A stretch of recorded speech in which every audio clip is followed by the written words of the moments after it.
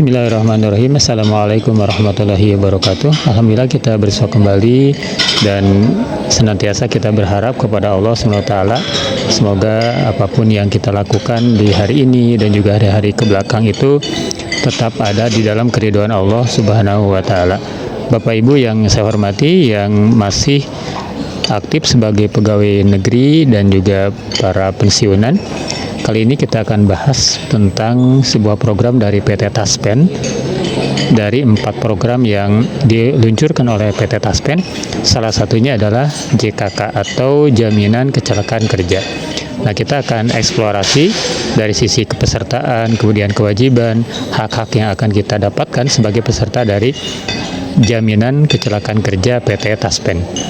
Dari segi pengertian dulu ya, bahwa tentang JKK atau Jaminan Kecelakaan Kerja ini adalah sebuah perlindungan atas risiko kecelakaan kerja atau penyakit akibat kerja. Ini adalah dari segi pengertian tentang program JKK atau program Jaminan Kecelakaan Kerja.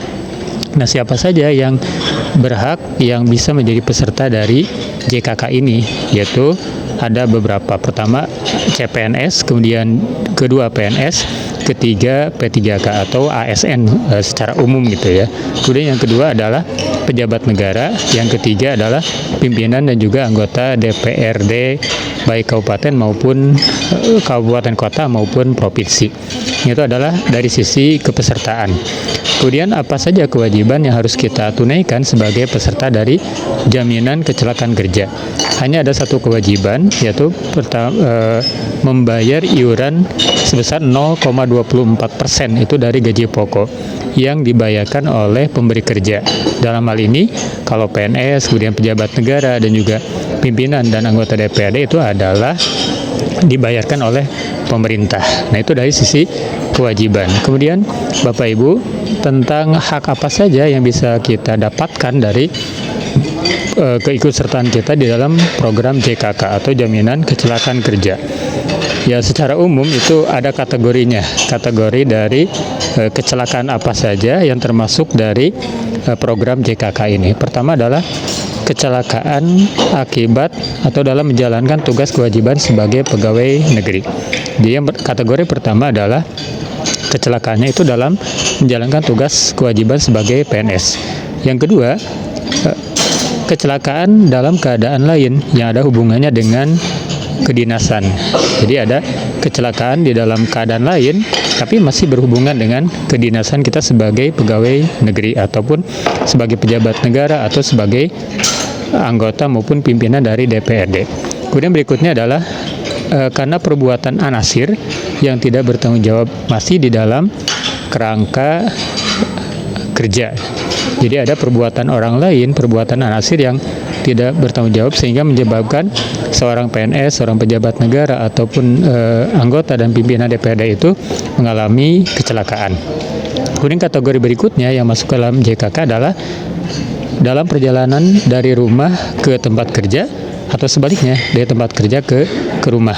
Itu pun masih masuk dalam kategori JKK. Kemudian mengalami penyakit akibat kerja. Ini adalah kategori-kategori di dalam program Jaminan Kecelakaan Kerja. Kemudian kita dari sisi haknya. Hak peserta yang ikut di dalam program JKK ini ada 3 secara umum ya. Pertama adalah perawatan sampai sembuh.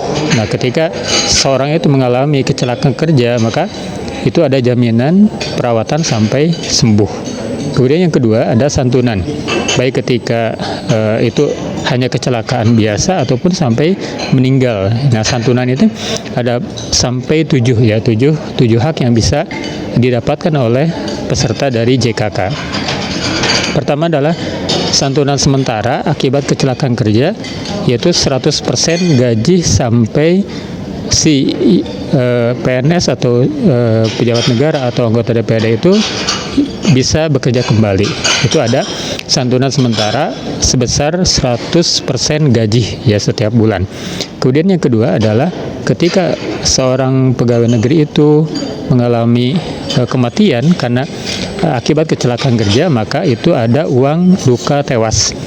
Berapa besaran dari uang duka tewas itu sebesar 6 kali gaji terakhir. Jadi untuk uang duka tewas ini adalah 6 kali gaji terakhir.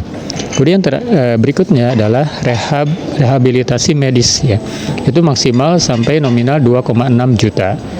Hak berikutnya yang bisa diperoleh oleh peserta JKK itu adalah kalau misalkan akibat kecelakaan kerja itu giginya rontok ya, maka itu ada penggantian gigi tiruan.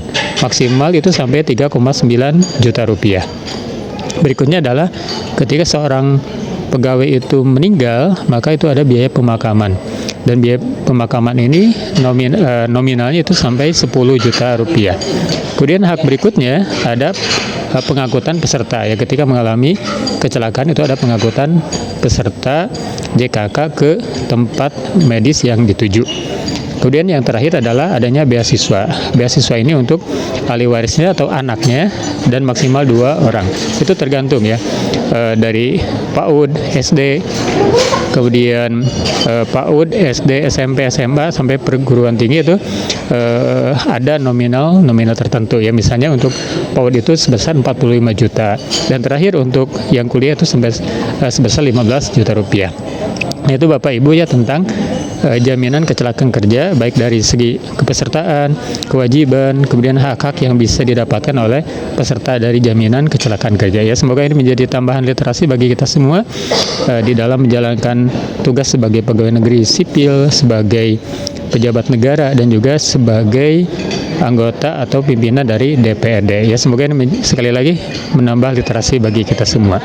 Terima kasih. Wassalamualaikum warahmatullahi wabarakatuh.